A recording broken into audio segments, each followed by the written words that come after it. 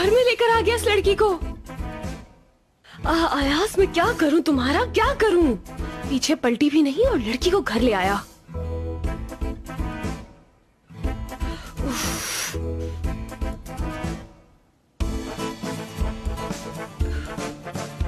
नहीं, यहाँ नहीं।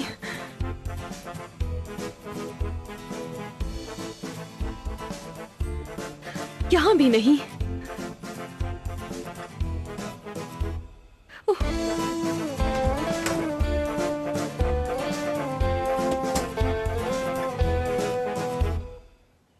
मुझे घर मिलेगा या नहीं, बस यही सोच रही थी मैं। तुम मुझे लेने वहां तक आए, जहमत उठानी पड़ी तुम्हें। अरे कोई बात नहीं, तुम आराम से बैठो, कॉफी बना के लाता हूँ तुम्हारे लिए।